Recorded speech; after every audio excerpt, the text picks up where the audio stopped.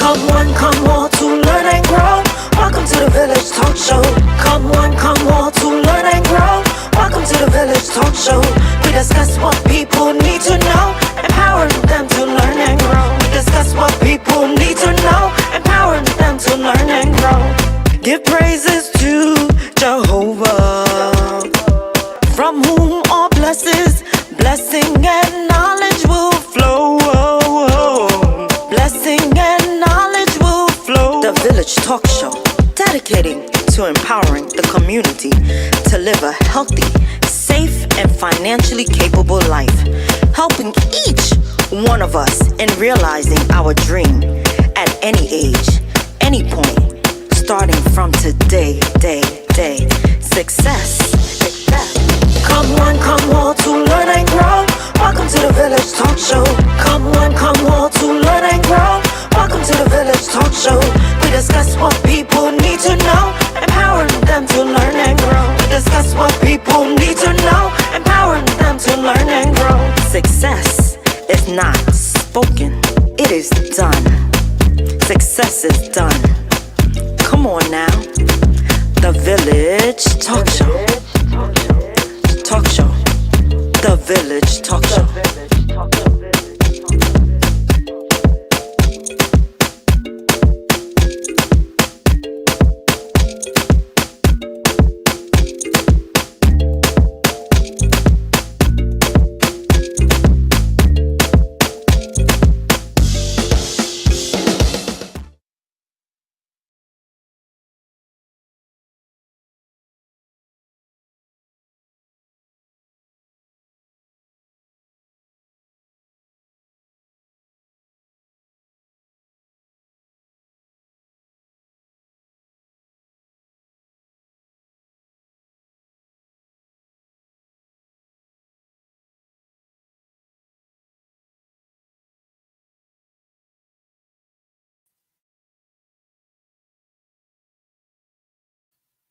Yes, good afternoon, good evening.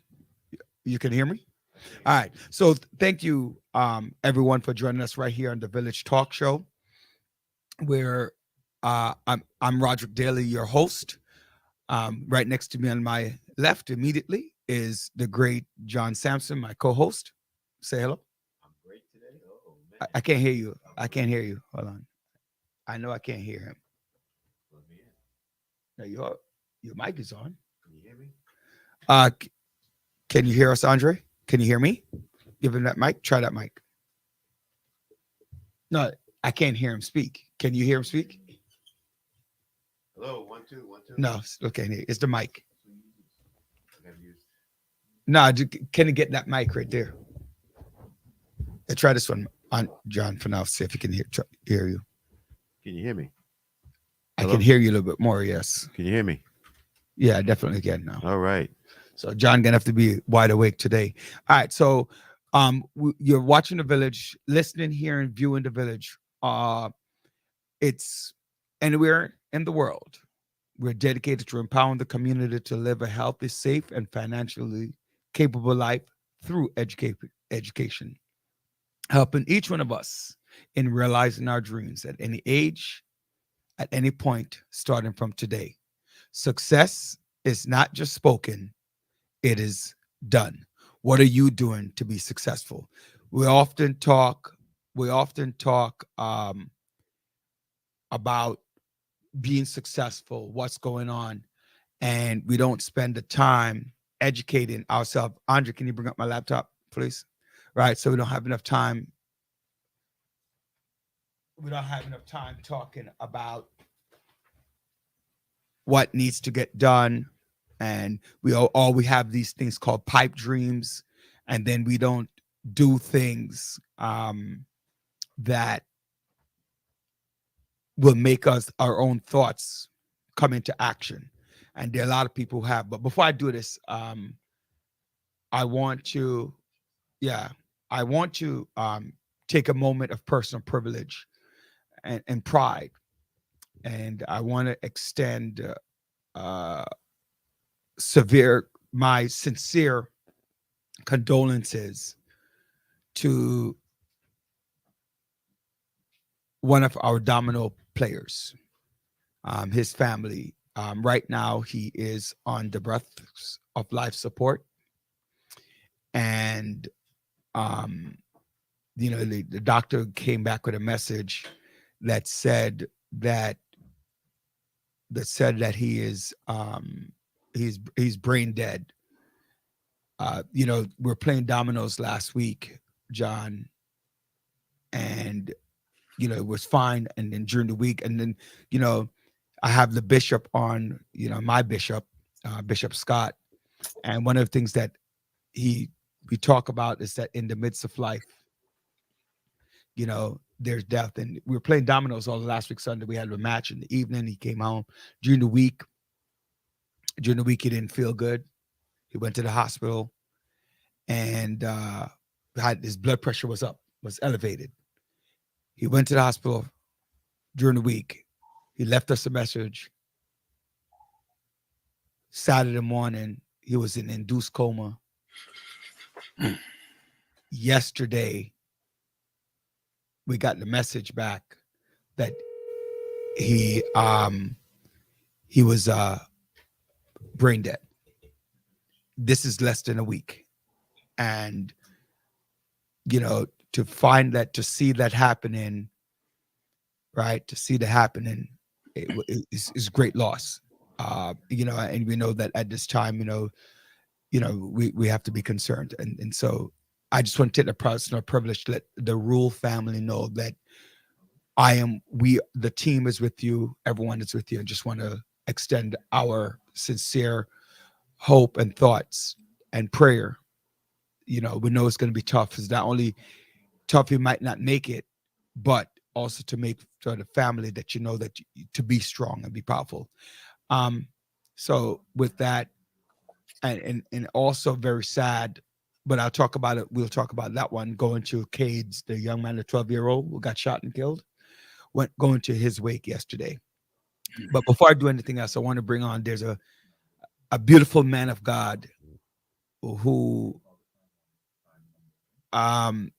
is on the phone, on the screen with us,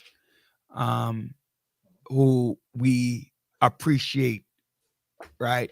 Who we appreciate so much. I've known this man for 40 years, but this man has been part of my family since the early 70s, right? And he has not tarried to be with the family and lead his flock. So without further ado, let me bring on, and not only, before I bring him on, I want to make sure I'm going to call you to duty, Bishop, right away. I'm going to tell you right now, I'm going to call you to duty. Right. Yes, sir. All right. So let me bring on the great doctor. I don't know which one comes first, the bishop or the doctor. How does that work?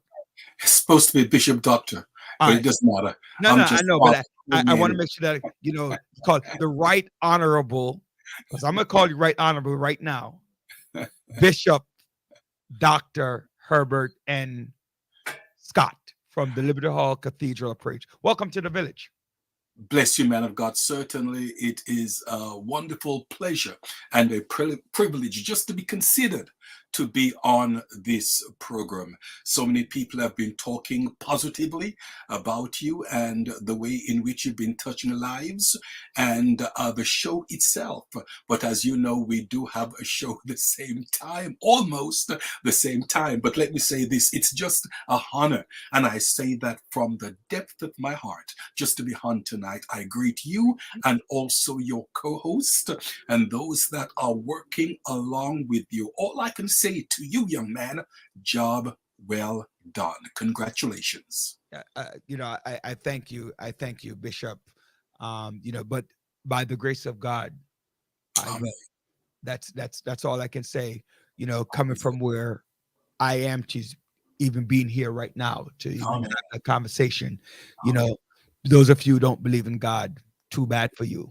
Right? You need to start believing the power of God. So, but Bishop, I'm going to call you to task. I'm going to ask you if you want to give me a very quick reading. Just I don't know if you're asked, if you have a nice little one, you're going to get 3 minutes to give me.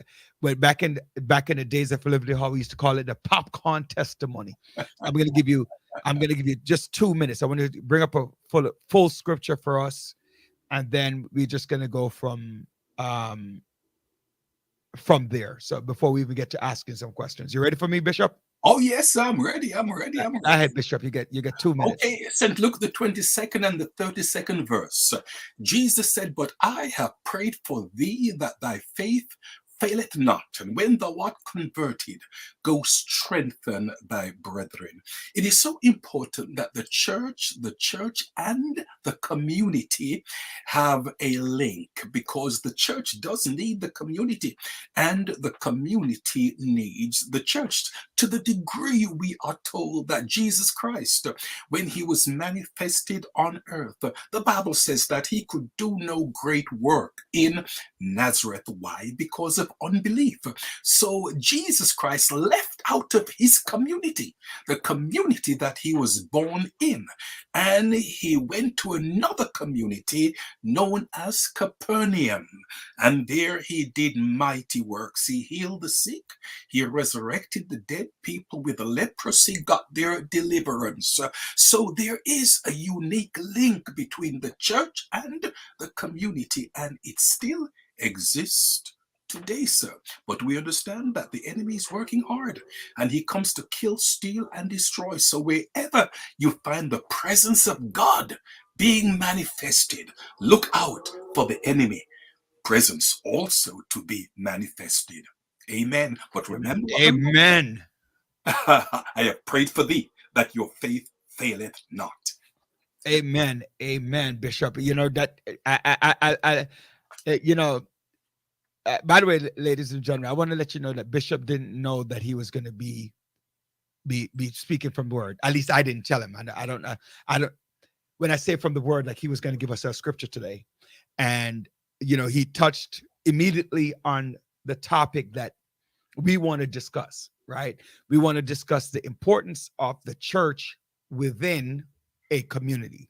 Right? I want to make sure that people understand that the church has a role in every single community, and that the church's role, in my mind, it doesn't end up just being between the four walls, the ceiling, and the roof, right? And what does that look like? So tell us about some of the things that you are doing through Liberty Hall Cathedral of Praises ministry and the network, because I think you have other churches that's all under the network as well. So tell us some of the things that you're doing out of Liberty Hall. Okay, well, let's begin. Now, I believe that the first question really should be, why is the community important to the church? And why is the church also important to the community? Because in essence, the both areas need each other. Understand that the unity and the diversity within the church enriches the community, equipping people in the church for righteous acts, thus spreading the good news, thus fostering righteousness. And also, why is the church important in the community? Well, the church exists primarily to proclaim the good news that desperately is needed today. Thus, the community will be able to foster righteousness and right behavior. If we look in the world that we are living now, my friends, we find that tremendous amount of crime, not just in New York City, not just here where we are living, but throughout the United States itself. And every day when we listen to the news, my God, the news alone can make us sick. So the church is not just here to bless your babies when you bring them to us. The church is not just here to perform your marriages, but we're also here to change lives. The church needs the community. Why? Because the church is in the community, and the community the community is right there where the church is. So we both need each other. Now, when we look at what's happening now in the world that we're living in, it's like people don't even know who they are. Now, remember that when you have a church manifesting the word of God, you know that the enemy is also going to be there manifesting his power. I saw something today and it made me sick. It's been said that in Pennsylvania, there's an elementary school. They are considering opening an after-school satanic club for kids from the age of 5. And they're just waiting for this to be approved by the board. Can you imagine what's happening in the community? A satanic after-school program. Ladies and gentlemen, the enemy is working enough in our communities, much less to be having a satanic community school. Can you just imagine what's going to happen? People are just shooting each other like, nobody's business what's happening. Why? Because wherever righteousness is being manifested, you'll find that the enemy is also manifesting his power. In our church that we have, thank God, God has blessed us with a tremendous amount of blessing in the sense that we cover approximately 20 churches. However, at our local assembly, right there, East 96th Street, one of the things that we have been doing is this. We've been giving out food. And the thing is, like, we do have community friends of the community that is close to the church, and they work along with us. So it's not just the church that's giving out food, but even the people that are a part of the community, they join hands in hands with us, giving the food out. And let me say this, that this has changed and touched so many lives. Walked past the church about, say, 2 weeks ago, and there was an elderly lady and a policeman outside the church. And the old lady looked at me and said, "Sir, do you have any food? Do you have any food?" And the policeman was also there with her. He too needed food. So these are ways that we can touch the community by giving out food, spreading the gospel, meeting with the young people and so forth, having our daycares, having our after school program, because it's all a part of making an impact in the community, not just preaching the gospel, which is the foremost thing. Not just a conversion of soul, but the community meeting the church and the church meeting the community, because we both need each other. Last week, Sunday, Easter Sunday, I was in church and I was watching the young people. How important is the role of young people in the church? Oh, wow, wow, wow. That is so important, because we must understand that it's hard for a person like me to touch the lives of the young people, in the sense that I really honestly don't speak their language. I really honestly don't speak their language. But when we have young people that are in the church, the influence, and let me say this, that we're all influenced by certain things. And I do know that young people do influence young people. So it's definitely important to have the young people there in the church. Also remember that us older ones, now you said that I've known your family since the 70s. Man, you make me feel so old, man. You make me It's feel... not. Hey, listen, hey, watch it, Bishop. Because if you feel old, that means I'm old too. Watch it. Listen, how could you treat a young man like me like that? Okay, so it's important that we have the new voices in, okay, because the new voices can influence the people of their age. And it's hard for me at my age to talk down to a 15 or a 16-year-old. But when we have the 15-year-olds or the teenagers in the church, the teenagers can also help to influence and to win over the teenagers. And definitely we need that, because the Bible says, young man I write unto you because you are strong. So we do need young men and young women in the church that can also do the influencing of other young men and women in the church. Bishop, I just want to know what influenced you to go into the ministry. Could you say that again, please? What influenced you to go into the ministry, Bishop? Oh God, now, do we have like 3 hours? Let me say this, that Well, it's like one thing that something that triggered you, and just sort of sometimes people get that epiphany, or there's something that just guides you towards that relationship with God to continue it on a basis where you can lead a flock of individuals or a congregation. loud and clear, so loud and clear. Okay, well, let me just give you a little synopsis in about, say, 2-3 minutes. Okay, I was born in Jamaica, West Indies.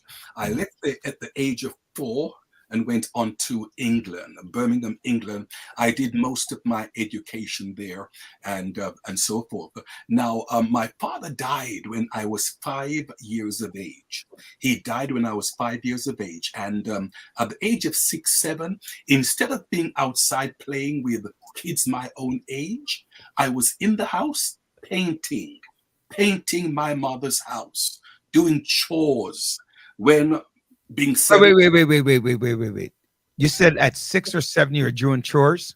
that is correct, sir. That is correct. Well, can you come over and tell my kids that they're supposed to be doing chores? I'm just wondering, and they're not even 6 or 7. Listen, those days, children obeyed their parents. Oh, Oh, man. yes. It was a different time then, okay, because the rod was waiting for you. So it was easy for me to Welcome, obey Danny. my Welcome, mother. welcome. Okay, and the thing is, at that particular age, the age of 6, 7, okay, my mother at that time was in her early 20s, like 25, 26. She decided that she would give her heart to the Lord. And naturally, I had to go to church. I had to go to church. And naturally, she told me that I have to testify. So even when testimony time, I had to get up and testify. One particular time I got up and I said, if it wasn't for the Lord, I don't know where I would be as a young man. So I thank him. My mother was right behind me. She said, you would be in church. That's where you in church. So at the early age, I had to. At the age of 12, I got baptized. And at the age of 15, I was an evangelist. And at the age of 19, I was a pastor. Yes, I was at college and so forth, doing my bachelor's and things like that. And at the age of 19, I came to this country where I continued to pastor at my uncle's church and so forth. Went on to college also, did my degrees and so forth. But so it was something that was instilled in me at a very, very early age. So it grew up. I grew up in it. And it was a part of me. And I thank God for that. The Bible says that all things work together for good to them that love the Lord. And certainly having a relationship with God has changed my life totally. And I would not want it any other way. Amen. Evening. Good evening, Oh, Bishop. I was just about to say welcome, welcome our co-hostess, Dr. Bryant. Welcome, I introduced you to Dr. Bishop, the Right Honorable Bishop Scott from Liberty Cathedral. Praise our co-hostess, Dr. Bryant. Pleasure, Doctor. A pleasure. I have a quick Pleasure. question for you. You mentioned something about, I think what you just summed up is a fear of God. Having coming from a family that have a reverence and a respect for God, it automatically is something that rubs off on you. Not only rubs off, but that is what you see as an example. Nowadays, unfortunately, people are so busy not having time. And what I can say that we can thank God for in the element of the pandemic is it slowed us down to recognize and to reverence and come back as a family to say, hey, you know what? when everything is moving so quickly, we don't have time for God. But Yes. at this standstill, we have no other choice but to face and reverence God, because technology and everything else wasn't curing that element and wasn't solving some of the issues that people have.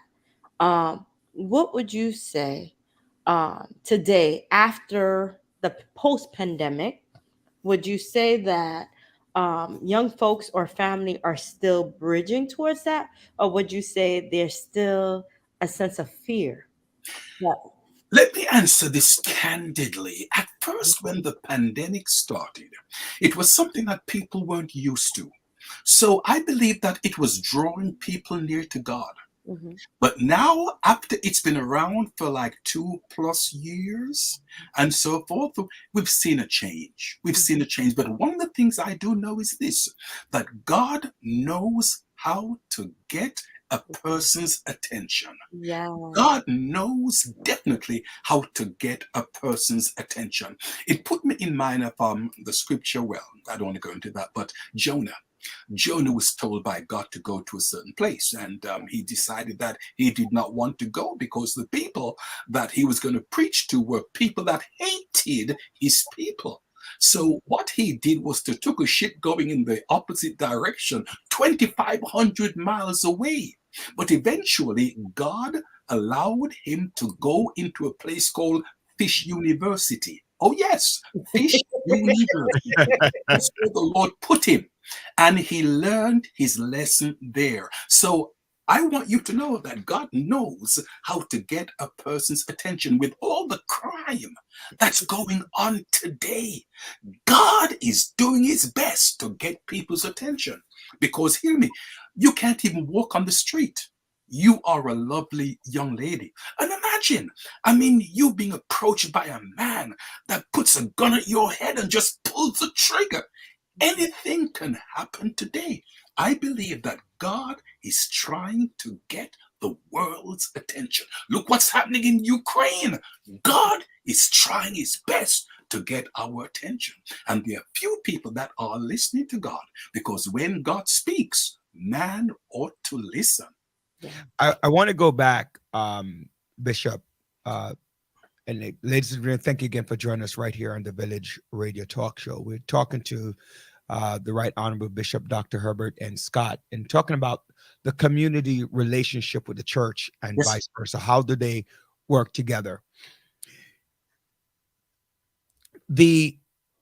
Right here in the local Brooklyn, there's a 6-7 God Squad, the clergy council as well, who have reached out to do things within the community.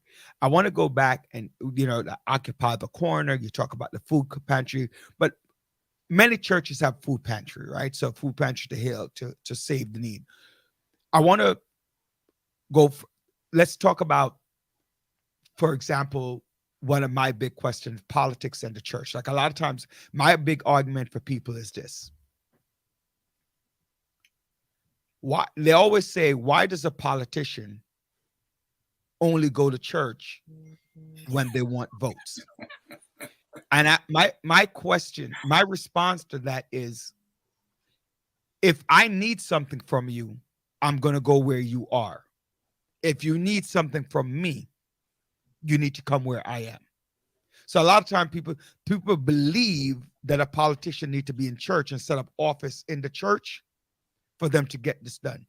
Why do you think at your church, or I shouldn't say your church, but let's say Liberty Hall, at Liberty Hall, why do you believe that you invite a lot of politicians out, and also you have members who are actively engaged in elected affairs? What in terms of community and church, what is the importance of the role of elected officials and the church? And what is that relationship, that symbiotic relationship that needs to be built? Well, remember that we are really speaking tonight about the church and the community. Right. The church and the community. The church is in the community, and really the community is a part of the church. the community is a part of the church and so forth. And we do have officials in our church, yes, and so forth. And naturally, having people who are saved, have a relationship with God, does not that even affect the community even more in a positive way? In a positive way. Think about it. You know what I mean? And that's why, in a nutshell, don't feel bad with me. I do have to leave you. That's why we do need each other. The church needs the community, and the community needs the church to the degree that the Lord Himself, that was born in Nazareth, left Nazareth, went to another community where people respected Him and His power could be manifested. So it's important that we have this type of relationship, church and community. In a nutshell, I could go on, but please don't feel bad with me, Roger. Oh yeah, we know that we're on borrowed time. So a couple. I see a couple people have commented and say thank you very much for many Warren, I want to questions. thank you for always, Monet. Thanks for always coming through. But you Um, know what? Just to really thank you, Bishop, for all you have done Thank in you, the sir. community. But as you said, they always want to try to keep a separation between church and state. And it is very important that we understand that we have people of God who are into the political realm to bring a sort of not only a moral but a spiritual compass that is needed when you have an opportunity to make decisions upon laws that really impact the entire community. And like my good friend Warren, who's from the community, but he left the community. But you always be there, Warren. Warren says in many cases the church community has decided many local elections, and it's true. We as elected officials understand that that is where we have an opportunity to speak to people, to bring them issues that are important and let them know the importance of getting out there and voting. We tend to have such a malaise when it comes to exercising our vote and to understand that the impact that we have, that's why we have people like Mitch McConnell.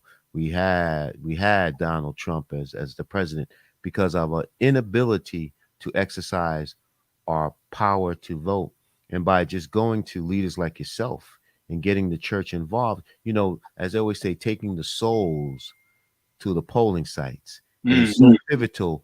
And that was so pivotal in ensuring that you had two individuals from Georgia I was just about to bring that up. Ralph become Warnock, to become specifically. senators, which changed the balance of power at this point in time. Unfortunately, we didn't get that additional seat because we got Manchin and Sinema, who always create a roadblock into really passing legislation that really impacts us. But what I really want to say is that it is so important that we do involve the community, but most of all the church, in helping us And that's important. create uh, a legislative agenda that is not only about that is not only based upon special interests, but also have that spiritual realm component when we're making decisions that truly impact the community. Amen to that. All right, I know you have to run, so we're. This is such an important conversation, but we're going to keep it going. Where's the headquarters for Liberty Hall Cathedral of Praise? 1387 East 96th Street between Avenue K and L in Brooklyn. All right, and what's the website for the church as well, Bishop? Okay, you can No, take no, that. yeah, Okay, it's Bishop Bishop Scott at yahoo.com. All right, Bishop Bishop Scott. Bishop H.Scott. Okay, at Yahoo. That's it. And you answer all of your emails. Yes, so please reach out and thank you, because the role of community and the church must come together to form one. So God bless you, Bishop. 96 East. Love 96. you guys. Thank you very much for having me. See you again soon. Okay. I'll see you again soon. Take care, Bishop. Thank you. All right. I wish we had him for a little bit longer, but he has a program that comes on at 8. So, appreciate that. Um, the role of the church, why I was really moved to have Bishop on this week, John. And Bishop Hardin sends out his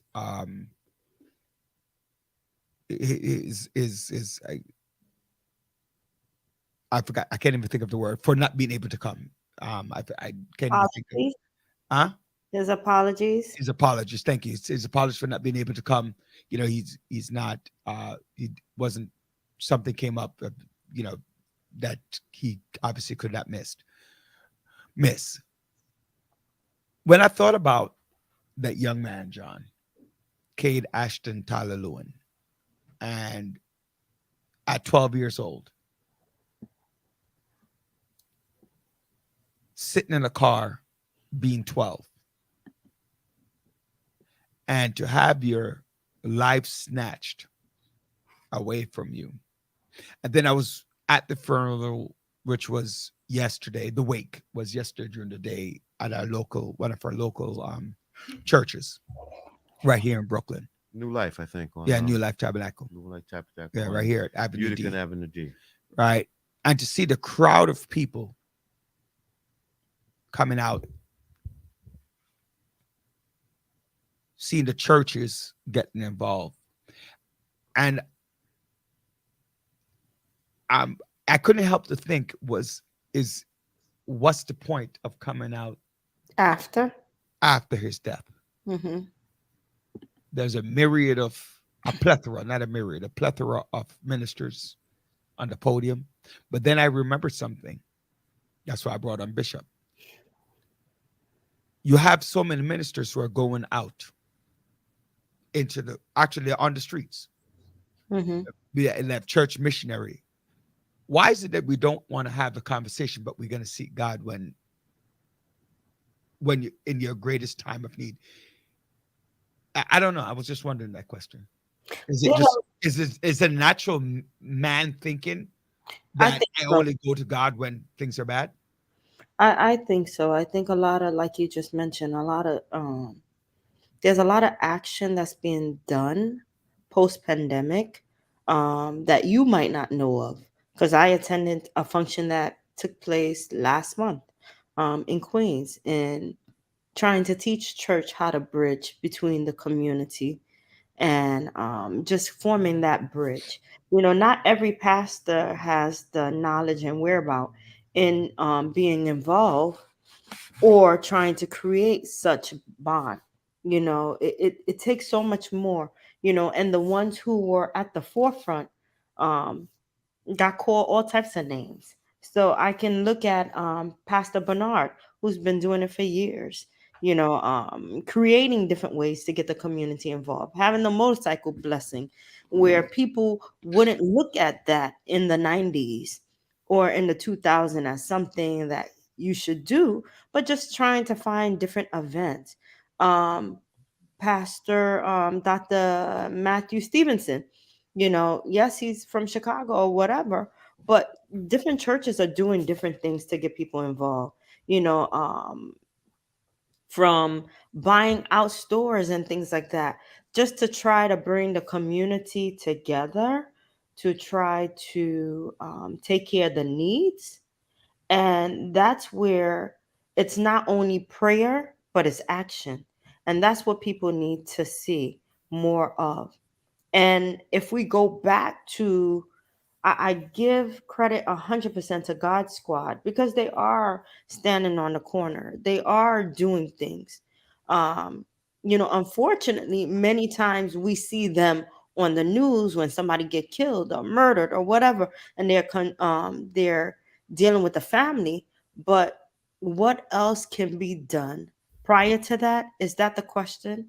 What else can be done? That means we need more male involvement. We need more female involvement.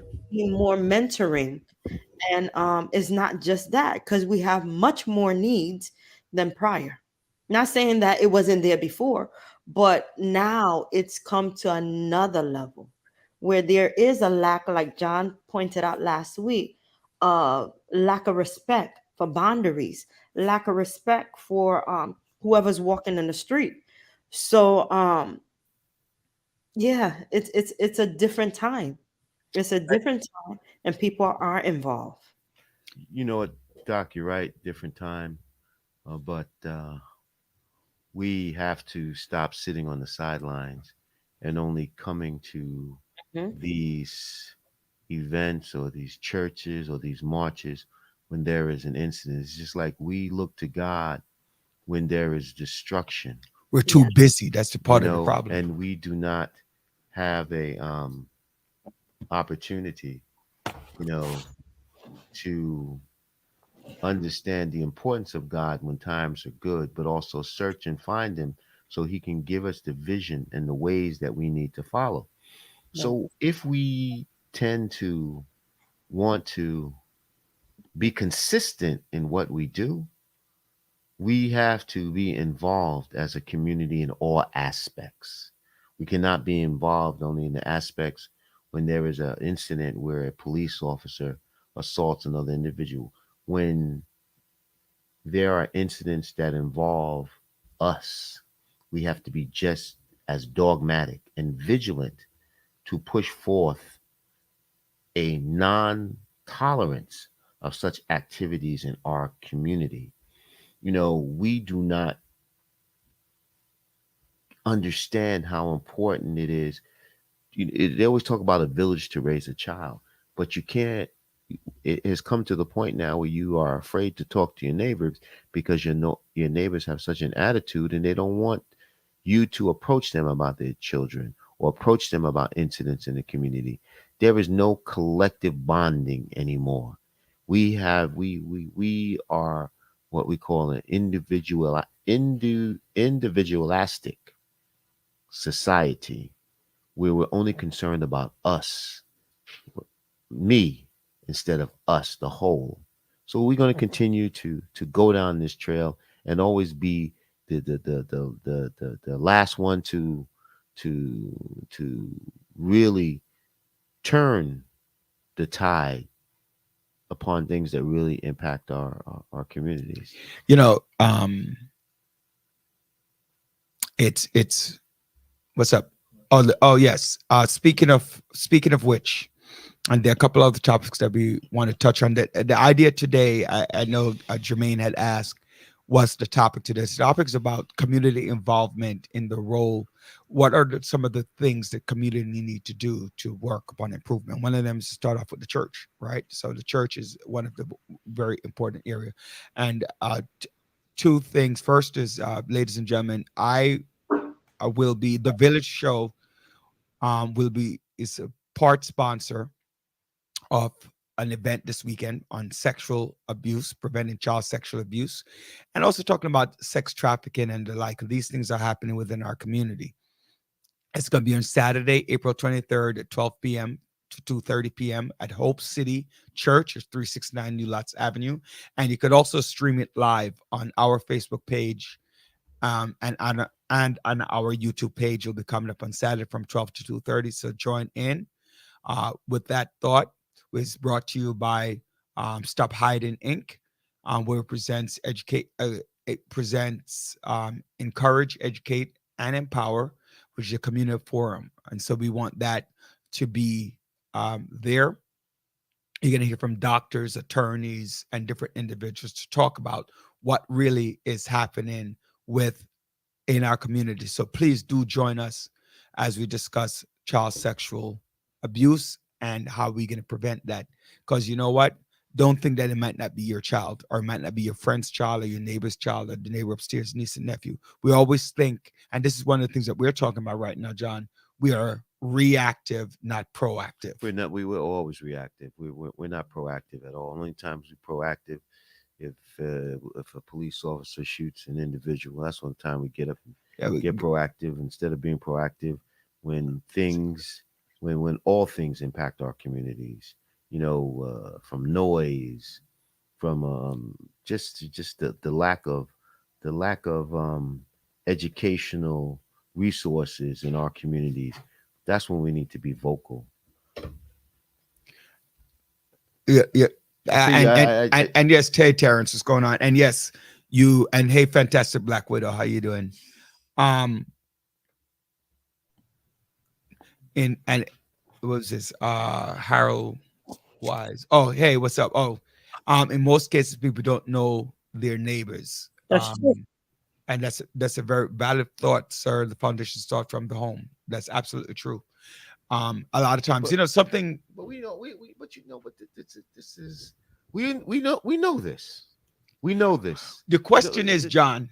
Yeah, I'm as I get older, I start telling people the verbs you use, right? The verbs you use become so important. So there's a difference between knowing, believing, and acting upon. I know that it's important to go to church. Do I go? Different verb. I know that it begins at the home. What do I do? See, sometimes I feel we got to change the verb. So the question is, I know it begins at home. What am I doing about it? Not a damn thing. That's probably why we have some of the problems. Because you know what the other thing? We might believe it's somebody else's home, not mine. It ain't my kid. You know how many times you know how many times I've seen and Dr. Bryant is an educator. I'm an educator. Andre is an educator. As in, we're all educators, but actually in the physical school building. How many times a parent shows up to the building and realizes that it's their kid that's acted the fool and everything the teacher was calling them about, they call them at the school curse, not the teacher. And then when they show up to school, they realize that the kid that's acting the fool. It ain't my kid. My kid is a church-going kid. My kid is this. My kid is the highly supreme. And then guess what? You show up to school and your kid is the one acting the fool. Acting a fool. Up in here. So the question again, go back to your comment, John. It begins at home. Whose home? John, you look a little pensive today. Is everything all right? Everything's all right. Just deep. Yeah, you're not in the mic. We can't hear you. Just deep in thought. Yeah, I know that. I can see that you're a little pensive. And you know what, Roger? Another thing. Hey. John is deep in thought. Okay. Let's hear what John is deep in thought about. I would be able to express myself, but you keep interrupting all the time. So you need. I'm quiet. You never quiet. All right, man. watch me. You're never quiet. I keep Ladies talking. and I'm gentlemen interrupt from you. the village, please. That if he's quiet, except for he wants to react. But overall, this is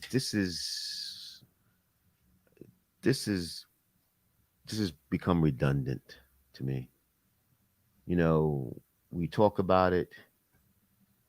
We talk about it. We talk about it, and we talk about it more. We talk about it more. We talk about it more. But actually, as you're saying, what are we actually doing to change the dynamics that exist? What are we doing? And that's the question.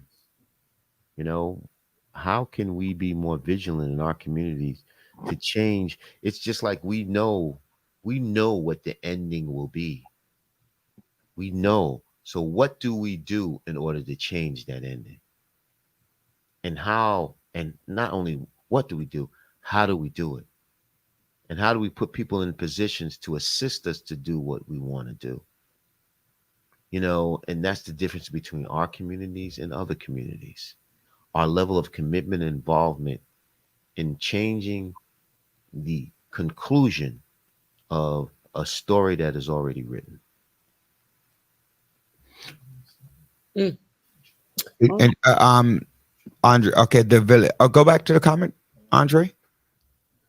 Prepare the child for the road, not the road for the child. Jonathan Haidt. One of the issues of today is that entitlement is massive. Many feel that the world should like them no matter what. I'm gonna take out the word road and put in life. Prepare the child for life, not life for the child. And the reason why I think I'm going to change the road, because you can change a road for a child. You can, because if the child is in a wheelchair, you alter it. If it's too wide, you make it narrow. If you put a bike lane, you're adjusting. You get what I'm saying? Like you, in the literal sense of the term. But some children are not really prepared for life and what life takes them. Like the path that they're taking is not truly representative of the life that they want to live. Or maybe it could be. But I don't think an 8-year-old child decides that he or she wants to be a criminal. No, it's not that they don't decide to be a criminal, but then they see the environment in which they're growing up to, and basically that environment is one of hopelessness. And as a result of having no faith and having no hope, they do what they feel is necessary for them to survive, or they mimic what they see every single day. That's why it's important to take our kids out of these communities to other communities to see what it's like, to have an understanding and a knowledge of what different things can be. But you know what? This is what it is, and this is something that we will continuously speak about over and over again. But there's other things that we need to really be concerned about, and one of the things that is really impacting us, you know, Rodney, you're right, man. Salute you, my brother. I think one of the most important things that we need to find out is, Dr. Bryant, you are so relaxed. Could you tell us what has led this, or what tell us how you are so relaxed? Can you opine upon that for the Just listeners? laying on the beach for several days is always a way to relax, especially in 88-degree weather. Oh, you hear that, villagers? Laying on the beach in 88-degree weather will always make you relaxed. It That's might change the dynamics. That's what Yeah, I'm talking yeah. about. That's what I'm. But let's get down. And she's having a joint. She's having a joint. on the And beach. she's smoking. No. Just cannabis. celebrate 420 with you. You are on your own in regards to that. Yeah, So, we know. Oh, you know, they legal. You know, started selling weed today in New Jersey, There recreational. was a line out that I heard that they expected $2 billion. So for you know, that, the police can actually participate in that in Jersey. No, yeah. no, Yes, no, they can. no, Yes, they no. can when Yes, they're they off can. duty. The When they are governor off said. duty. The governor said. When they're off duty, Okay, try as it. long as they Somebody don't, brought that to my attention too. So I think there's some as truth long to as they don't this. come to work high.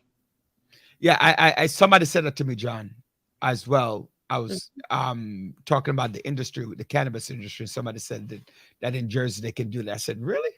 Mm-hmm. Yeah, they were talking to me about that. I don't know how true it is. I didn't look it up. You know what's so just amazing is how But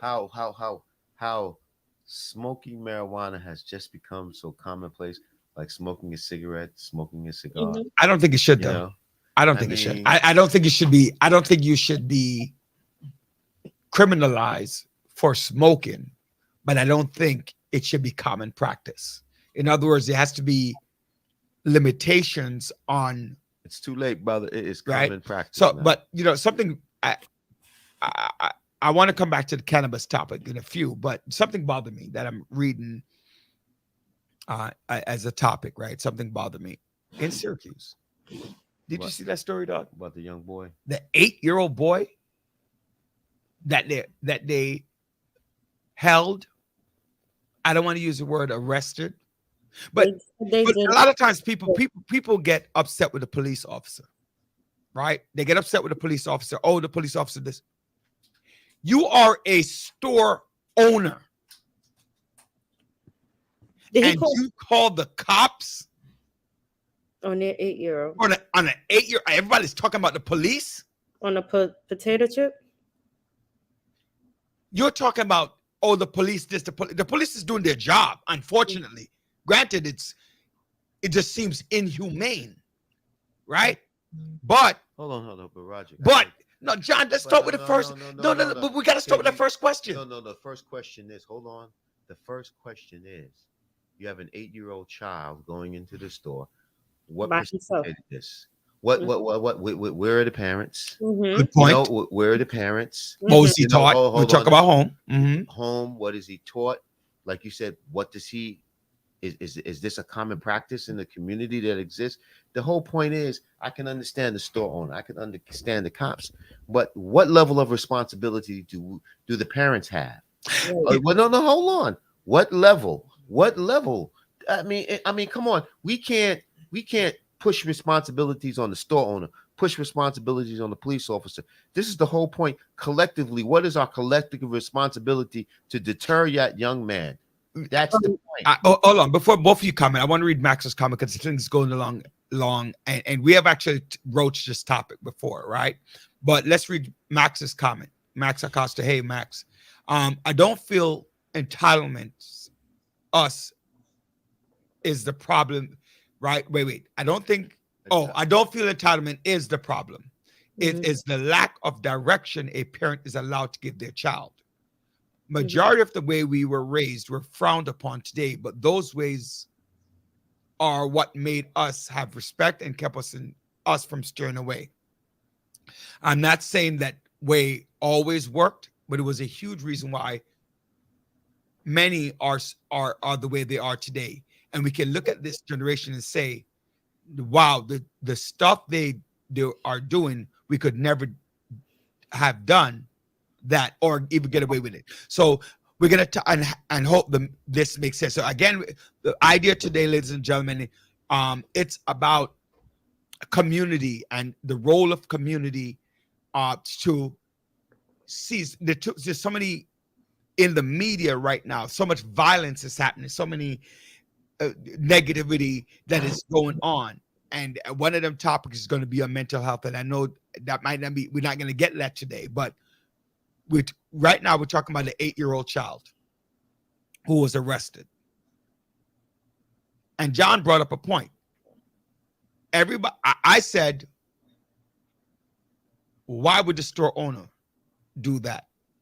And and John looked back and say, what precipitated that? So he was talking about leading him into the 8-year-old. The only comment I had to make about that, John, is that I've seen my 7-year-old child walk into a store and walk back out with something. Did you go and pay for it after? I returned it. Okay. Same thing. I did the same thing. I was a kid. My mother made me. My mother made me get back on the bus, and go return it. Yeah. The biggest embarrassment, but you have to go do it. Yeah, you got to go back and give it back. I won't even purchase it. I'll give it. You got to give it back. But the problem is children are having children. But John, that has always existed, though. No. And that's not always. There's a level of you have a child who doesn't know how to impart another child with morals or ethics. So they're just trying to survive, and as a result, they grow up in the streets. Well, I'm not sure, Dr. Budafili. I understand the comment here. We cannot see the same force given to others that does not look like him. That is the problem. They don't do it to like people. That's what she's saying. They don't do it to You're talking about the actual act of being arrested. You're saying it's not an equal part, but I think that's the end part, right? We're talking about the beginning part. And so, it's always people, as Warren said, people are afraid to speak to children, and Warren, you're right. People are afraid to speak to children because next thing you know, the parent comes down on you and say, "Why did you speak to my child that way?" When I was growing up, if my next door neighbor saw me doing something foul or doing something that I shouldn't be doing, they would pull me up. They would grab me. They would take me to my mother, and they would tell my mother, John did X, Y, and Z. At that point in time, my mother would correct it, or my mother would tell my neighbor, next time you see him doing that, you need to correct him. This is about what I'm talking about. Community. Put it this way. I believe in this. It always takes a village to raise a child, but it takes a child to raise the consciousness of the village. That's true. You know what I'm saying? And it takes them to raise them to a level that we have to shepherd them, we have to protect them, and we have to show them ways in which not to err, put them on the right path, take them out of an environment that may be toxic and put them in an environment that they can thrive. They just want an opportunity. You know, Mhm. you have this 8-year-old kid. You know, you talk about the stone, you talk about the police. I'm talking about the parent. Why the heck is my child feel that Can he just walk in. can walk in and take something out of that store? What gave him that idea to do that? Mhm. Yeah. You know, so the approach, you know, it's interesting. I think that people really need to revisit discipline, how you allow a parent to discipline a child. And I think people have to begin to understand there's a major difference. You have to ask questions. What was the corporal punishment? Because a parent used a belt and spank a child, right? Because a parent use a belt and spank a child, you're going to say, oh, they can't, yeah, they can't do that, right? Oh, they need to ACS. A child sees that, oh man, my mama told me you call the police. Go ahead, you're going to go leave with the police. That's just a rule in the house. So again, going back to the 8-year-old, yes, I'm disturbed that a police officer arrested an 8-year-old, took him in. I'm glad there was no charges. But there's still, people fail to, I think a lot of times when I say, people get upset with me, there's still a crime committed, right? And there's a job, but the question is, how do you handle that situation? But it's to the point now where I think Warren said you can't talk to the children. So the store owner felt that he couldn't talk to Maybe that that's parent. part of the problem too. He couldn't talk to Or that maybe he parent. has interacted with the parent. He could go to the parent. Or maybe he had interaction and the parent maybe not is not around. So this is the whole point where you just knowing the community. Like if I'm going to go, this is where you have your store owner. He sees your young man taking those chips, John. You know that your mother would not condone you taking those chips. You need to put them back. I just get on the phone. I call your mother. But it's not.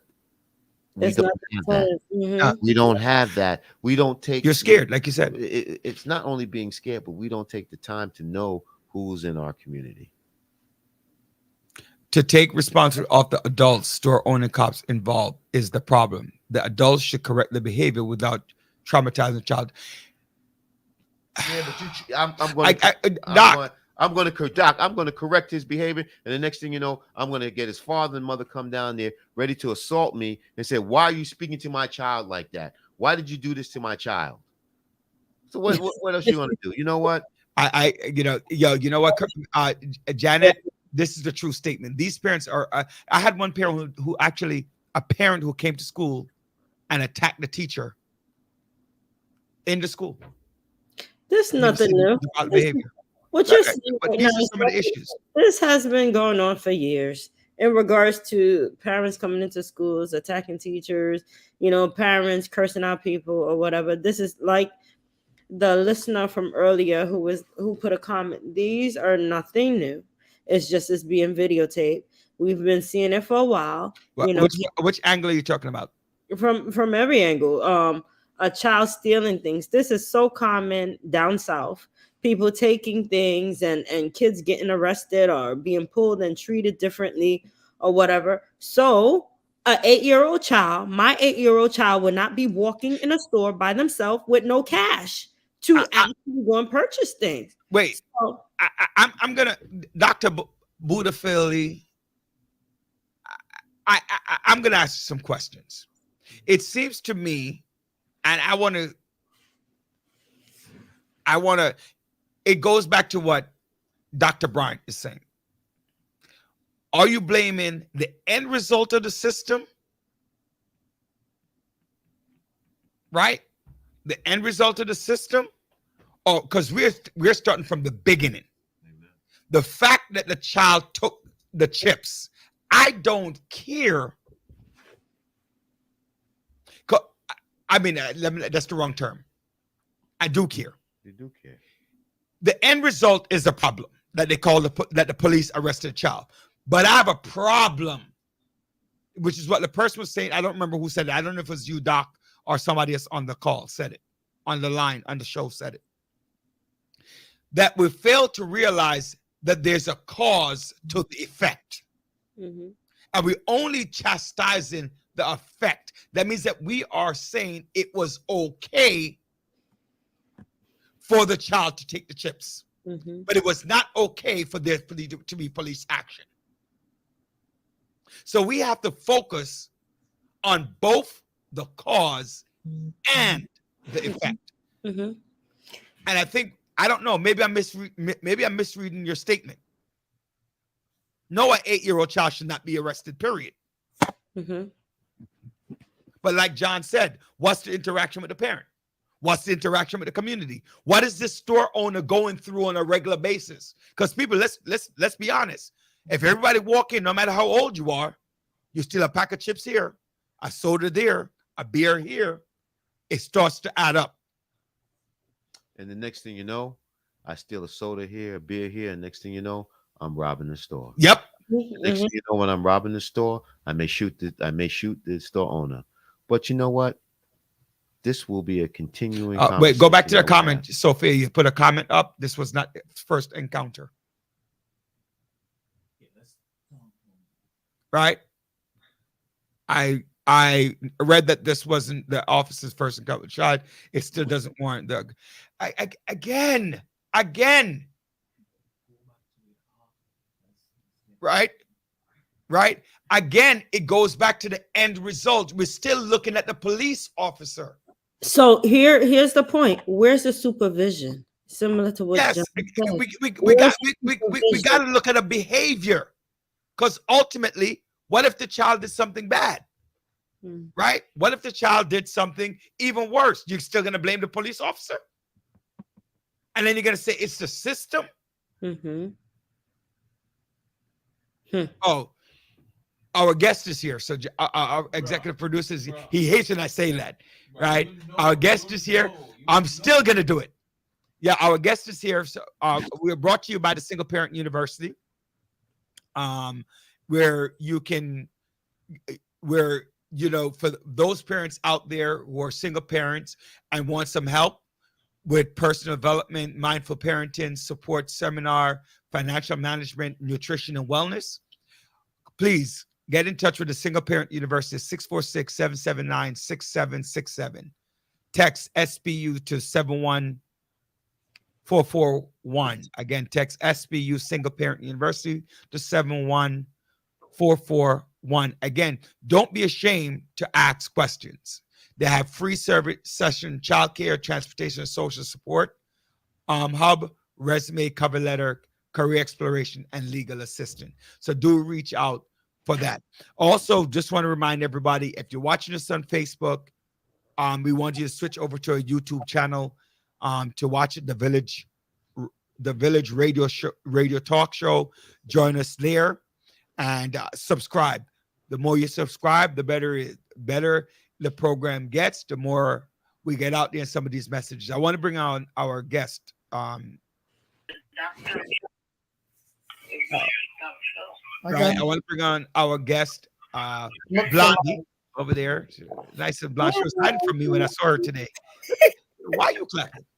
I was not hiding. I'm excited to have our guests on. You weren't excited about the damn cannabis, though. I'm excited for Carl. Look at your face. You need to fix that face. Right? It's always easy to play the blame game instead of I'm going, Terrence. We're going to come back to the comment. So let's get to our guest, who's a fan favorite of mine. All right. All right. The giraffe and her neck, brought to you by Carla Jordan McKenzie. The story tells us about it's Carla's fable, how the giraffe got its neck. Welcome to the village. Thank you. I don't feel like this is my first welcome because I've been here before as a guest in the background, typing in the chat and listening in and participating. You have a really good show. I appreciate Something that. We important. appreciate it. It's more important for us to get more people to be as community minded using technology or other vehicles, but everybody needs to get into this because we're in it anyway. So it would be wonderful if more people would use whatever gifts and whatever things they have available to them to help their community. So thank you for doing this. I appreciate that. The basic topic for tonight's show is about the role of the community in the development of individuals, right? That's the overall. We started off with the church. The church's role, and we were talking about.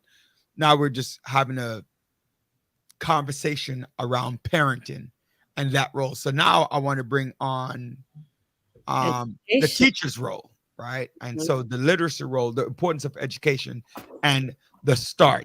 You first of all, you have a new book out called The Giraffe and Her Neck.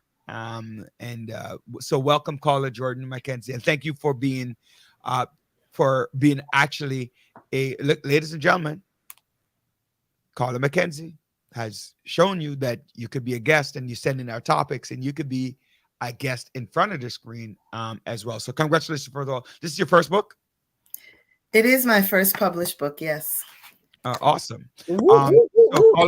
Carla Jordan Mackenzie is a English teacher in our New York City school system, and she loves literacy so much that she has written a book.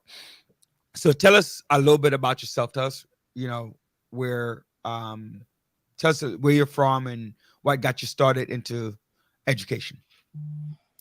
Okay. Well, I am from the proud little isthmus of Panama. All right. And a lot of people say, like, what is that? What do you mean? What is an isthmus? Well, it's hard to say, number one, but it's basically a narrow strip of land that connects two larger bodies of land and has water on two sides. So that's Panama.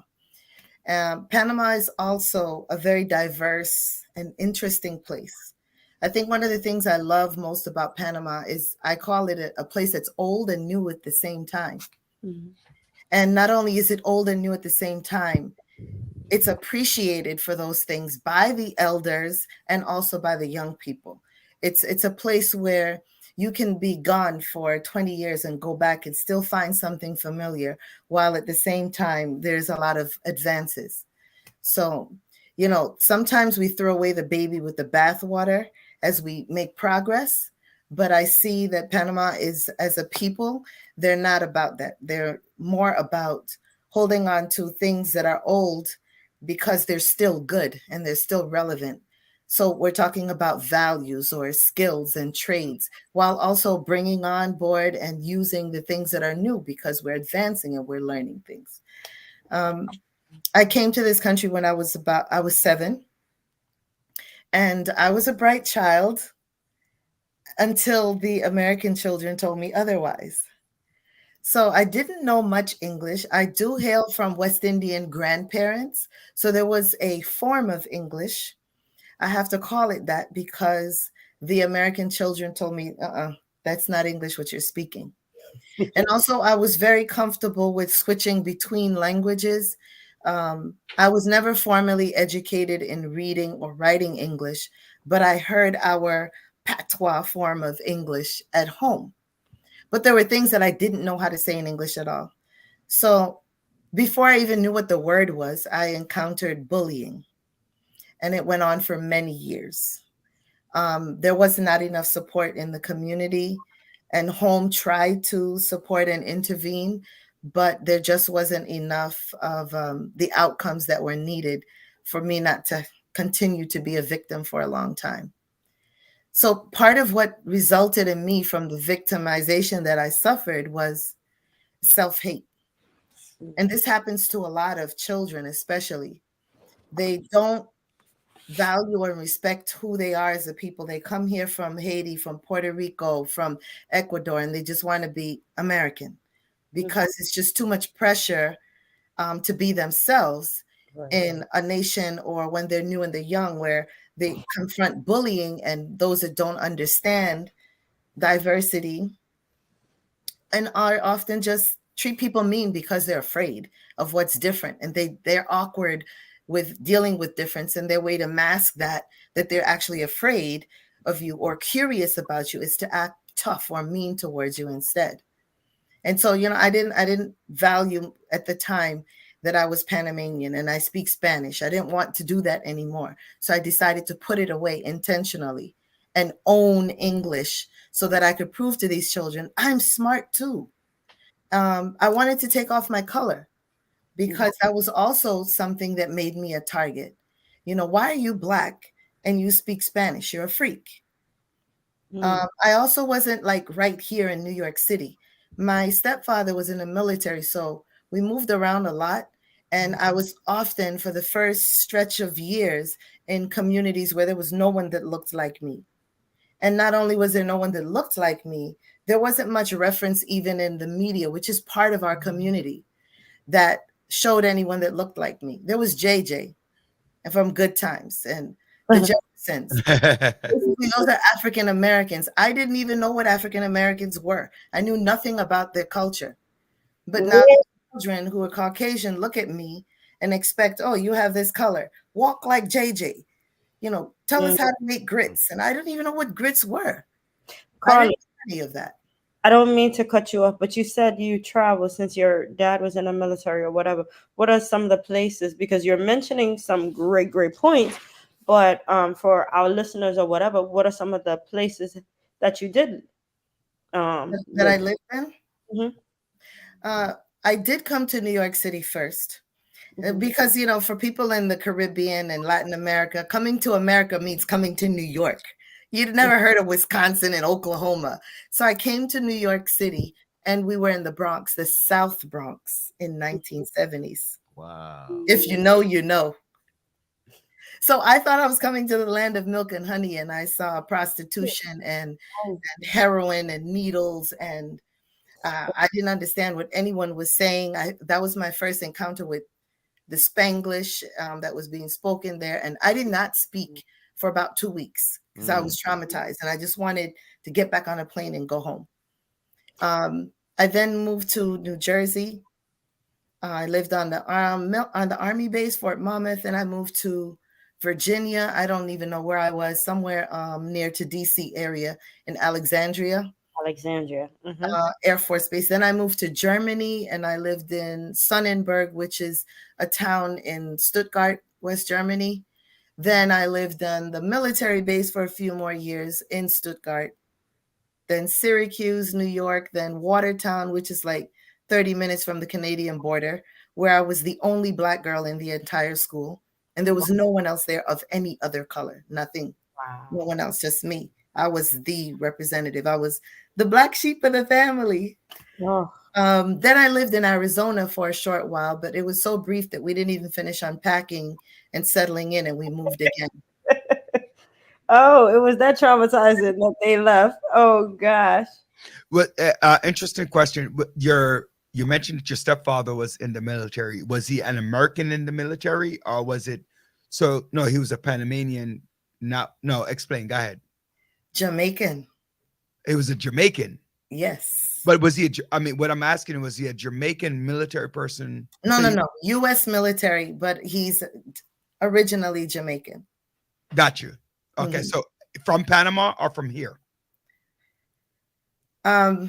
He was a military soldier here, but he had been stationed in Panama before. Oh, okay. So that's where my mother met him, and then decided they were going to marry and relocate here. Okay. So all of this movement, when you're a child and you're growing up, you tell children, sticks and stones can break your bones, but words can never hurt. Oh, that's actually not true. That's true. Words. I mean, there are a lot of people who are my age and even older who words that were spoken to them or over them as children are still affecting them, whether they're aware of it or not. Carla, you know what I did? Mm-hmm. I just broke them up. What did you break up? Jonathan, you really had to ask that, Carla? I broke them up. Yeah, John is a very violent man. You got to stay away from John. I don't know, John. I don't know. After he finishes cannabis, and then it was kind of. I think it's the weed that made me do it. it's at the a weed. young It's the age. weed. The thing Fast is, forward. when you are outnumbered, I think, when you community is what we're talking about. Mhm, I mhm. was in places where I didn't have a community. I had no one else that was like me, no one else who understood me. I didn't have TV or radio or community services, engagement opportunities, or any festival at school, anything that related to me culturally. I didn't have any support like that. Let's say one of the only physical, John, yes, I know how to get physical if I have to. He's gonna like this story. So the one time that I had a physical fight in my life was on a school bus in Germany. After, being bullied, although I didn't know the word, every day. All of the children on the bus, had Wait. What makes you think John would like that story though? I'm just he would saying. like this story. I can see he's Okay. sitting up. He's sitting up. And they said every day was a good day was only being called names. A typical day was being told, you know how the cheese buses, they call it, the yellow school bus with no shocks. So I'm walking on and I'm trying to sit and I'm tiny little thing. And as soon as there's a seat and I begin to sit, they'd shove me on the floor or actually scoot over and say, you can sit here. And the moment I try to sit, shove me on the floor. Yep. Secondly, spitting on me, pulling my hair, throwing things at me.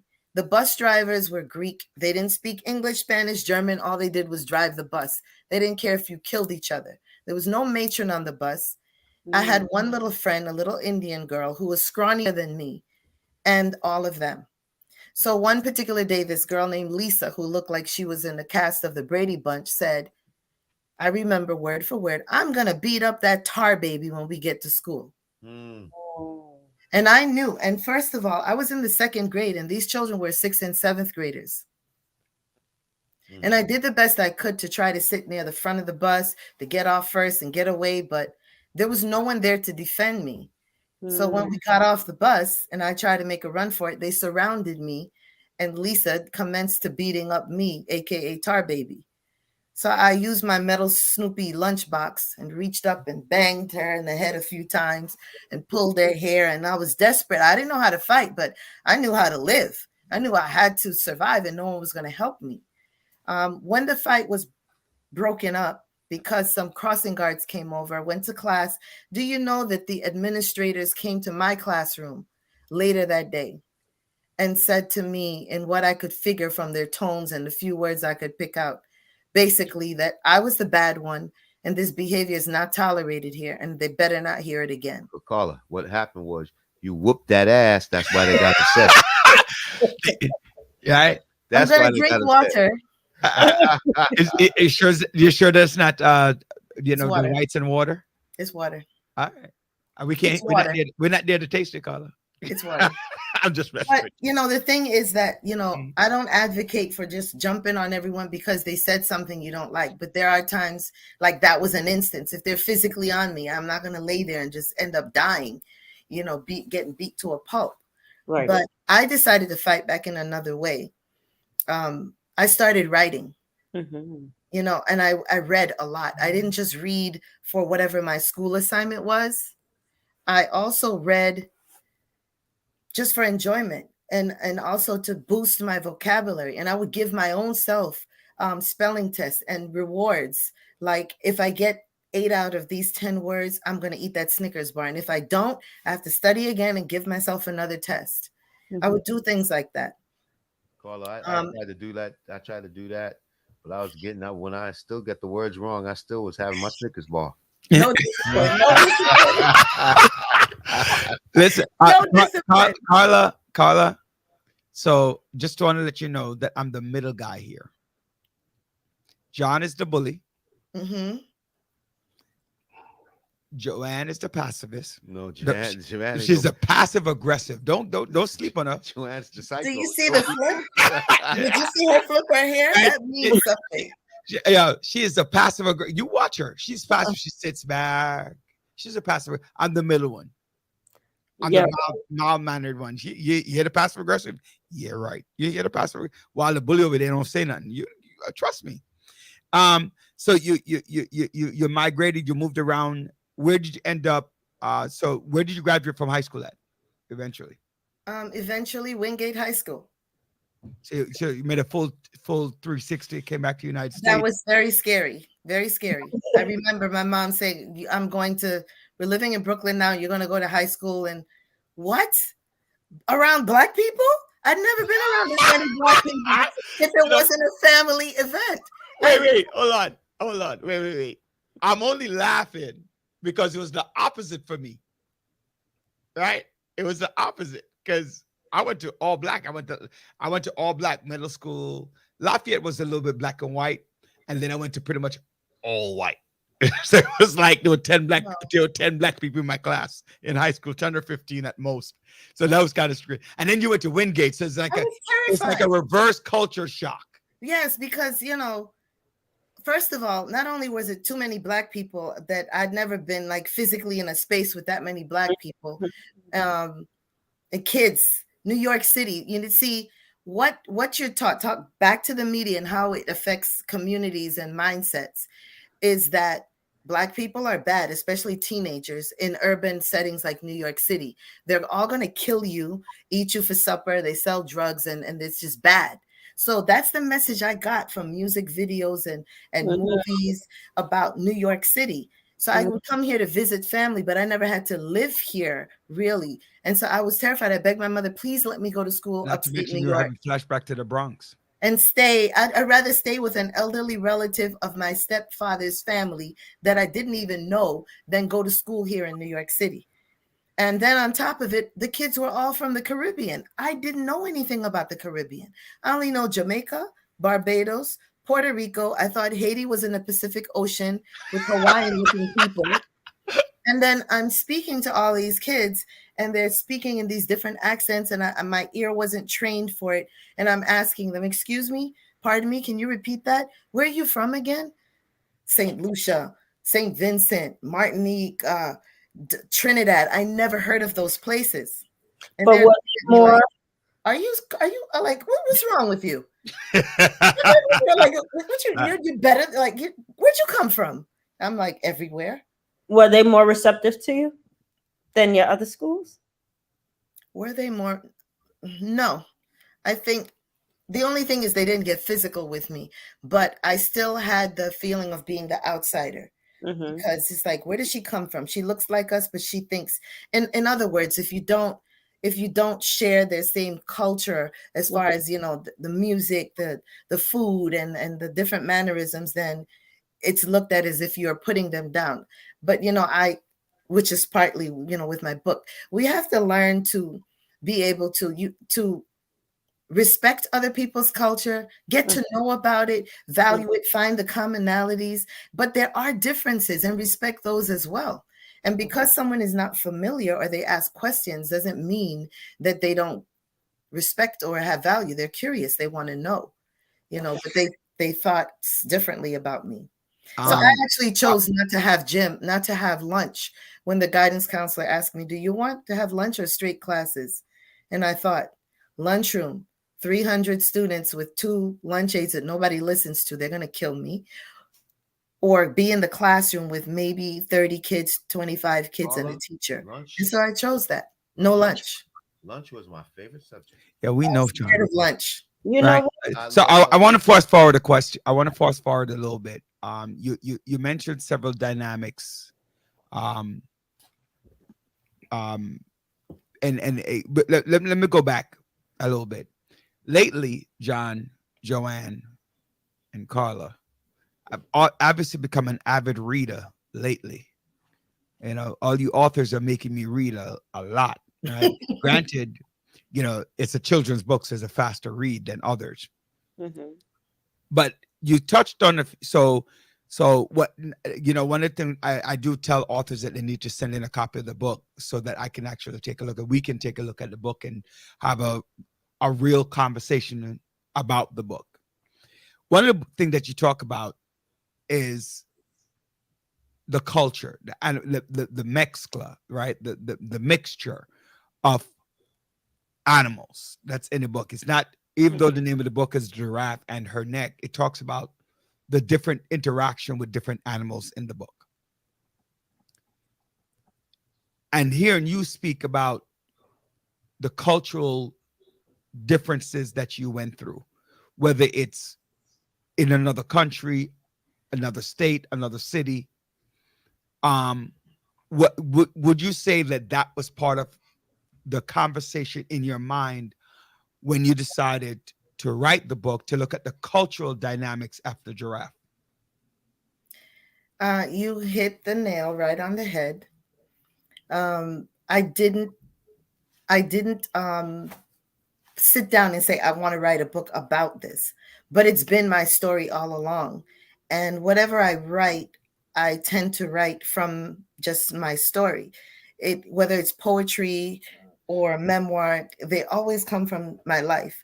And the biggest chunk of my life at the time that I wrote that, which I wrote it 26 years ago, actually, the story itself, um, was abuse and was bullying. Bullying is abuse. Was all forms. I think practically every form of abuse that I can think of, I suffered. And it's hard to, but I learned to to mask. And I know what it felt like to have people look down their nose at you. And I know what it felt like to even look down my nose at myself and think like you're just not good enough. Even though teachers always said great things about me, and my parents boasted about me, and I still didn't. When your self-esteem is damaged, you don't believe any of that. You don't believe any of that. They're just saying that. They're pretending any moment now they're going to flip on me, So being a mom and being a teacher, I see a lot of children who, are walking around either looking down their noses at others and are part of the reason why they think it's simple and it's just, words. But even those words, if they don't get physical, they hurt. And culture is such one thing that I love about my experience of growing up moving all over is how much diversity of culture it exposed me to. And understanding the humanity in everyone. And it's so beautiful. And if they would just stop a minute, they would be able to benefit and learn from all that beauty. So in this story, I used the giraffe as the one that's really the bad girl. She's a bad girl, but she looks like a good girl because a lot of times there's so many kids doing the bad things that it's almost looked at it like this is what everybody does. Like there's nothing wrong. I'm not being disrespectful. I'm not being mean. I'm just a kid. This is what we do. Or especially that I teach middle school, we have a lot of issue with people being two-faced. And now that we have social media, they're one way in front of their friends, and then they get on social media and they're doing other things, So this giraffe was a character that she was beautiful. She had unique things about her, and she had friends, but she had a split personality in other times where she would kind of forget that everyone else was beautiful too. She must have been a Gemini, Carla. Yeah, I think so. Sorry.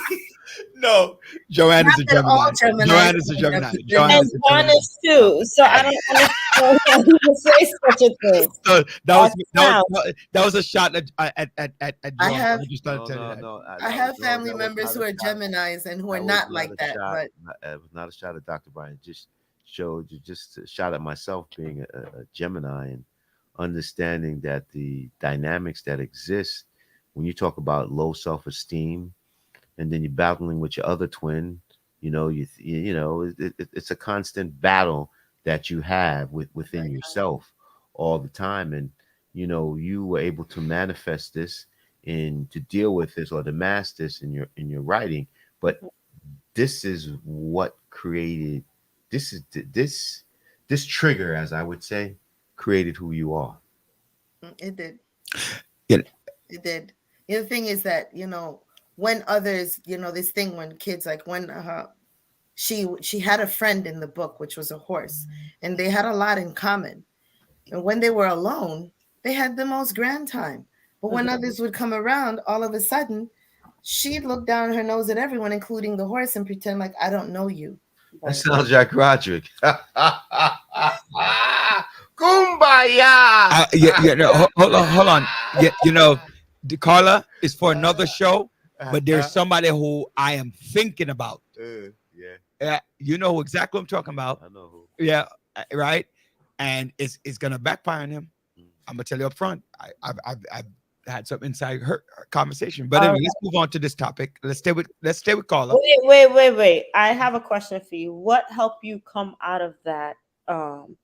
You dealing with self-esteem and all of that. What helped you get out of that trend, that mindset, to recognize that you're greater than that? Was it your writing or something else? Trauma, more trauma. What You have to get. I had a friend. She's still my friend. We just kind of lost touch with each other, but I knew there was something special about her.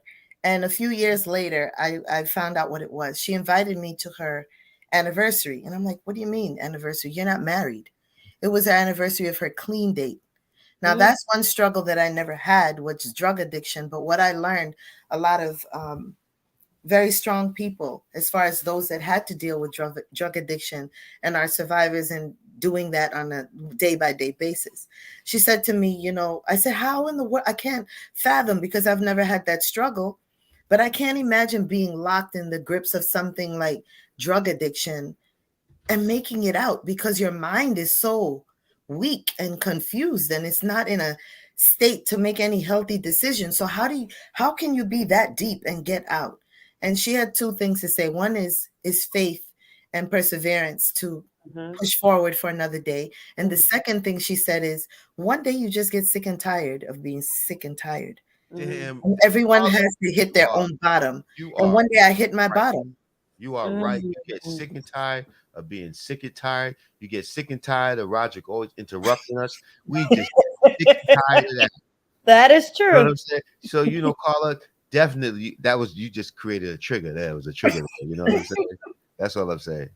So, No, I got sick and tired of feeling like, I love to write plays as well. And I've done quite a few of them for school, for my churches and all other places. But, I never was acting in them. But my whole life, I felt like I was always acting like I'm happy, acting like I feel proud, and acting, and it just got tiring. And believe it or not, I think it didn't really come to a head until COVID. And I got sick with COVID, and I had to quarantine in my basement for 30 days, and then teaching remotely in the basement, in the corner, my little office nook with orange walls, a computer screen of Zoom, where most of the children don't want to open their cameras. They don't talk to you. And it became, a very lonely world. Very lonely, very hard, going from being in school where you have colleagues and friends and work family and the students, the parents, to just this box, this screen. And it was very, very traumatizing. In the meantime, like, what do you do? And, that's when you start to have moment to reflect and really explore, like, who am I even more? And I realized that where I thought I was well, I had really learned a lot of strategies for, I thought, going through life that were good, and they were not good things. You were an ELA teacher, and a couple of weeks ago, I had on a math teacher who Ashley Rogier. Both of your top quality teachers coming out of the leadership of Ingrid Joseph over there. I wasn't talking to you, Dr. Brown. Listen, I got to big her up. She's an awesome principal. Yes. Yeah, I knew that already. That's why I was bigging her up, because she provides leadership, right? I'm just messing with you. By the way, John told me to do that, by the way. But no, in all seriousness to what I was talking about, and Joanne is right when she started clapping up Ingrid Joseph, because one, she tries to make sure that her teachers lead and brings out she brings out the best quality in all of her teachers. And so probably she and I have a principal, an assistant principal in common, in terms of Crystal Charlemagne, who I'm also very proud of, Crystal Daniels and Charlemagne. You spoke about you're an awesome teacher. Thank you. You bring out, Mhm. from my experience with you as somebody who worked with me, um, and teaching, and you bring that out, the importance of learning and the fire, the vigor behind that. But not only do you teach, but you go to church Mhm. and you write a book. And so today again, we're going back to the topic of community. What is the role? Look at all three of those roles I just talked about. You as an author, you as a teacher, and you as a member of your church community. Like you say, the right place, and you do different things. What is the importance of those roles? And bring it back to your book. Why? How does that help you to captivate your characters in your book and in life? And is teaching as well that moment that you are what you are, the giraffe, or you are the horse, or you are or the god in that situation, or whichever character that you want to associate yourself with. Inclusion. Inclusion. There's so many ways that people are being left out, whether it's, overt or otherwise. And for example, in my church, once I did a play and I included some senior citizens who definitely couldn't even memorize lines. But there's such a gap, they say, between generations that we're fighting and struggling against. And I'm a grandma's girl. I grew up in the house with my grandparents, my parents, and two sets of great aunts and uncles, and me being the first grand.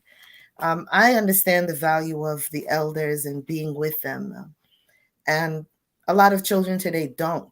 And they can have even their own grandparents in 2 blocks away, and you ask them about their, I don't know what to talk to them about. So even in my church, and I've done this at school, I create opportunities for these generations to get together. So I did a play once. It was based on in Jamaica, actually. I wrote the whole thing in Jamaica and patois. And there was this scene where these old women were selling their yuca and their cassava and thing in the market, and they had lines. These senior citizens, I mean, they were like 80 and 85 years old. They took the show, and they just went on and they ad-libbed and whatever. And the younger people in the scene didn't know what to do, but it forced them to rise to the occasion and learn how to improvise right there. And they didn't know how to close it. But then after that, guess what was fostered? Relationship. Now that, hi, sister so and so. And now, if sister so and so wants to tell you, come here, let me talk to you about something a little, they'd be willing to listen, and they'd give I think respect. that goes back to what Well, you're saying, John. I just, It goes back to what you're it saying. goes back to, Mm-hmm. it goes back to your moral of this of the story. Mhm. You talk about never allow your pride to convert itself into arrogance. Mhm. And what happens, you allow to prevent your pride from doing that, you have to be open minded to others to allow them in to help you broaden your own horizons. Mhm. Mm-hmm. And it's deep. Your the things the things that you went through in life have allowed you to impart this knowledge upon others who feel the same way. But now, because of reading something like that or reading something like this, they too can build their self-esteem. Mm-hmm. And this is what's important, by understanding that, you know, once we are in the positions or positions of authority or positions of dominance, always remember that we have a responsibility to Mm-hmm. others, to bring others along, to provide them the same opportunities that I had or didn't have, but show them that if you continue upon a certain moral or spiritual or have such a spiritual foundation, this is what you're talking about is what we started the whole our talk today about. It's about we have we have eliminated that moral and spiritual fabric in our communities, and thus allowed our communities to be in such disarray to allow all these other things to basically separate us and create Provides. create create an arrogance that exists, that is only that arrogance has created this individuality amongst ourselves. Hmm. Hmm. I want to add on to what you're saying. I had the experience, the wonderful experience of having our author um, meet some of the wonderful students that I actually work with, and the opportunity for them to hear the book in Right person about that, Mo. Yes. and Yes. to see how the kids were excited because not only I don't Carla didn't mention this, but she has the book in Spanish as well. Yeah, we're The going to touch on that. excitement of the children hearing the English version, the Spanish version, and how That was too fast, Carla. Hold up again. they felt so proud of their culture being celebrated, being able to speak. These are the kids who don't say anything. These are the children who are silent. And by her reading the book and having questions and communicating with them in Spanish, the pride that came to the pride that they had to speak about it. And those who didn't speak Spanish, they mentioned, you know what, I want to read the book in Spanish so I can learn the Spanish version of it. So bringing both communities, the Black and the Spanish and other cultural together, your book was able to do that. So I celebrate you and kudos to you for doing that. And I'm still waiting for the English and Spanish pages separated, a page apart. I like But that idea. it was wonderful and definitely worth purchasing. My book is at home. I'm not home right now, but my book is at home, and I'm waiting for that English page, Spanish page, and English page and Spanish page because they were excited. And I tell parents, go get it, support it, because there is a message, and So, you that to teach culture.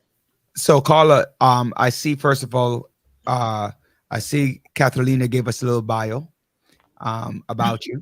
So, My so thank mom. you, Catalina. I'm just gonna read them because we're running low on time. I'm gonna read Carla. Carla. First of all, your 392 family is bigging you up big time. I don't know if you see all of the things. We are a village. Yes. Yeah. So Carla grew up in a home where prayer was practiced every day and singing. She was also in the choir, baptized at age 11. She's definitely a great teacher, wife, mother, daughter, auntie, friend. I thank God for his goodness and his mercies towards us. Mama Gail. Dr. Budafili, who's also a teacher, wrote, "The babies are and the elders are necessary for change. Elders Mhm. know the way, the youth have the strength." Um, Monet writes, which John alluded to just now, everyone in life has a learning experience, no matter what age. And somebody wrote about the grandmother, grandparents. This is true. Some children today do not know the value of grandparents. And I'm a grandmama's boy myself, so I understand the value of grandparents. The book, ladies and gentlemen, you sit down, you purchase the book, um, and you read this book. It's an easy read. This is one of those books that you read with your family, with your friends, with your young children. Not only is it a good read, a good story, but it has the moral component. It teaches is teaching a young person why is it important to be humble and have humility, Mhm. right? Not to think that you are better than anyone else, and not like our author Jordan Mackenzie stated, not to just have a friend for here and then forget about the friends when you're over there. When somebody's your friend, you treat them as your friend because you never know what negative thing is in store for you. So where can anyone pick up the book again? The Giraffe and Her Neck, The Giraffe and Her Neck. It just came out in 2022 by, we have here, Carla Jordan Mackenzie. Please make sure you get your copy. How can they get a copy? Carla? Presently, they can get a copy from Amazon They can go to Amazon and just type in my name, Carla Jordan McKenzie, and the English and the Spanish versions would be available. Also, once you do get a book, it would be helpful to other people who are deciding, like, should I read this book, to leave a review, because in today's times, things are not just what they look like as they're advertised. The best advertisement is from someone who's a consumer already, to leave a word about the book, and that'll help guide others whether this is a right book. Absolutely. And for those of you who might have missed the whole show, go back on our YouTube channel, and the Village Show 30. I'm sorry, I keep giving the email. The Village Show on YouTube. Subscribe to our page, and that would also help us as well. But Carla, I want to thank you so much, and for the work, not only as a teacher, not only as a friend, or as a mom, but also an author, and spreading the love. You are awesome. And ladies and gentlemen, please do pick up the book on Amazon. It's a nice couple of days of bedtime reading. You read it, don't read it once, read it more than once to your child. They will love it. I'm growing and I love it. Spanish version as well. And it's also available in Spanish. If you actually could, like Joanne said, have it side by side, and you could teach your children the language, for those of you, and especially those people who are, it's elementary reading for the kids who are learning Spanish. Dual language schools. And Yeah. a dual language learner. Big up, Carla. Big up, big up. Thank you. If it's Remember, there, it's really about relationship. Mhm. right. Once you build relationships, then you create a platform that everyone can rise from. All right. So if it's there and you don't access it, it's because of you, not because of us. It's because of you. It's not because of us. So thank you, Carla. Thank you for joining us. Thank you, Arthur. We Thank love you. Good night. Good night. Awesome. So there are a couple of things. Again, John likes to say that we don't like to read. So prove John wrong. Go out and get the book and read it to your child. By the way, for parents out there, we talk about the single parent university. We're talking about sexual abuse. Could you pull up the sexual abuse workshop? Right. So we have the sexual abuse workshop this weekend, this Saturday, that I will be on the panel with, as presented by Stop Hiding Inc. presents Encourage, Educate, and Empower, a community forum on preventing child sexual abuse. So it's important for you to get out there and do the best you can to get things done for your community, for everyone. And learn more about sexual abuse. It's going to be this Saturday. You can get it live stream. Please subscribe to our channel to get it done. But these are the things that we're bringing to you as a community for you to, right, for you to get into, in terms of what is happening to protect your child and giving your child the strong value that we spoke about, so that they don't end up, John, at the other side of the law. Because if they get older, you can't keep saying it's a system, it's a system. At some point, everyone has to be held accountable. So if we're giving you tools for you to get to the point, you can't then at the end of the day say it's the system alone that is responsible for your your malicious activity, right? Some of it is you. Sometimes you do get caught up. Things do happen, right? It does happen, spur of the moment. Yeah, anything could happen, right? And somebody look at it wrongly, or depending on who's looking at it, look at it and have their own perspective and throw you out there. But at the end of the day, everything is not always the system. Like I said a couple of weeks ago, you can't say it's a systemic racism if you lack the grades to go to law school, right? It's because you don't have the qualifications necessary to go to law school, and it's not systemic racism. Carla is a credit to the students under her nurturing spirit, and that is true. So a couple of topics which we didn't One I want to bring up is I read about the Ukraine receiving Ukraine immigrants who are here receiving special protection. So that's an interesting conversational piece in regards to just with everything that's transpiring there, they're under special protection law now Yeah. in the United States. I So mean, again, we don't have enough time to touch on the Ukraine, but what's happening? temporary protected status, right? Yes, you know, So and what the you're amount of trying to say is,